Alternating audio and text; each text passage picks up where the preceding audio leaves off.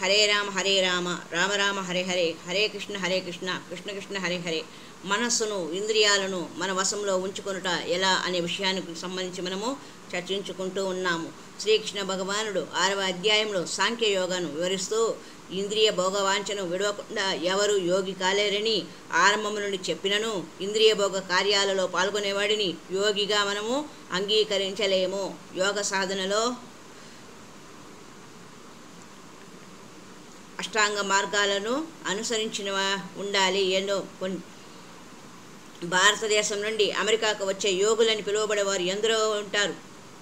వారు ఇష్టానుసారంగా నడుచుకోవచ్చు, కానీ ధ్యానం చేసి మంత్రాన్ని నేర్చుకొని దాని ప్రకారం అనుష్ఠానం చేసిన వారే యోగి అనబడతారు. భోగవాంఛను ఇంద్రియ భోగవాంఛను విడువనంత వరకు ఎవరు కూడా యోగి కాలేరు అనే సత్యాన్ని మనము గుర్తించాలి. అరురుచ్చోర్మున్యే రోగం కర్మ కారణం ముచ్యతే యోగారూఢస్య తస్యైవ సమః కారణముచ్యతే. అష్టాంగ యోగ పద్ధతి యందు ఆరంభ స్థితిలో ఉన్న యోగికి కర్మము సాధనముగా చెప్పబడుతున్నది. యోగమునందు సిద్ధిని పొందిన వానికి సర్వభౌతిక కర్మల విరమణ సాధనముగా చెప్పబడినది.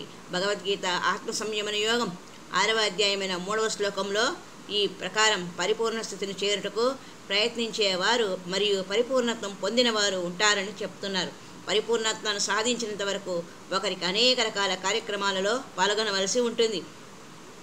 పాశ్చాత్య దేశాలలోని అనేక యోగ శిక్షణ కేంద్రాలలో ఆసనాలను వివిధ శరీర భంగములను అభ్యసించటను మనం ఎల్లప్పుడూ చూస్తూ ఉంటాం. అది ఉపయోగపడవచ్చునేమో, కానీ వాస్తవ స్థితిని సాధించటకు అది ఒక మెట్టు మాత్రమే. నిజమైన యోగ పద్ధతి దాని పరిపూర్ణ స్థితిలో ఈ శరీర వ్యాయామాలకు ఎంతో భిన్నంగా ఉంటుంది. కృష్ణ చైతన్యవంతుడు మొదటి నుండి ధ్యాన స్థితిలో నెలకొని ఉంటాడనే విషయాన్ని మనం ప్రధానంగా అవగాహన చేసుకోవాలి. ఎందుకంటే అతడు ఎల్లప్పుడూ శ్రీకృష్ణుని గురించి ఆలోచిస్తున్నాడు. నిరంతరం శ్రీకృష్ణుని సేవలో నెలకొని ఉండటి చేత అతడు సమస్త భౌతిక కార్యకలాపాలను నిలిపివేసినట్లు భావించబడును. యదా హి ఇంద్రియార్థేషు నా కర్మసు అనుషజ్యతే సర్వసంకల్ప సన్యాసి యోగారూఢాధస్థ ఉచ్యతే. భౌతికములైన కోరికలు అన్నింటినీ విడిచి ఇంద్రియ తృప్తి కొరకు వర్తించుట కానీ కామ్యకర్మలందు నియుక్తులట కానీ చేయని మానవుడు యోగారూఢుడని చెప్పబడును. భగవద్గీత ఆత్మ సంయమన యోగం 4వ శ్లోకంలో చెప్పబడినది. ఇదే యోగ పరిపూర్ణత్వపు దశ. ఈ స్థితిని పొందిన వారు యోగ స్థితిని సాధించినట్లుగా చెప్పవచ్చు.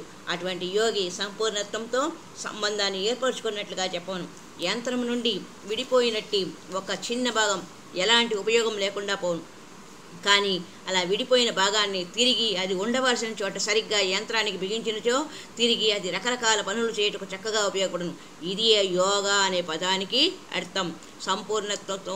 సంపూర్ణత్వంతో కలయికను ఏర్పరచుకోవడం, యంత్రం అంతటితో కూడా కూడి పనిచేయడం. ప్రస్తుతం మనం భగవంతుని నుండి విడిపోయి ఉన్నాం.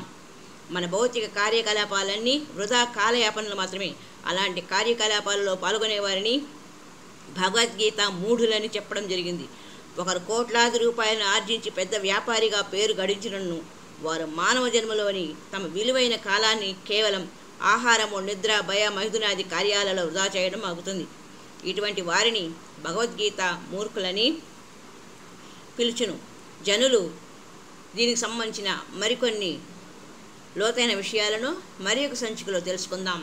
హరే రామ రామ రామ హరే హరే, హరే కృష్ణ కృష్ణ కృష్ణ హరే హరే. హరి ఓం తత్సాత్.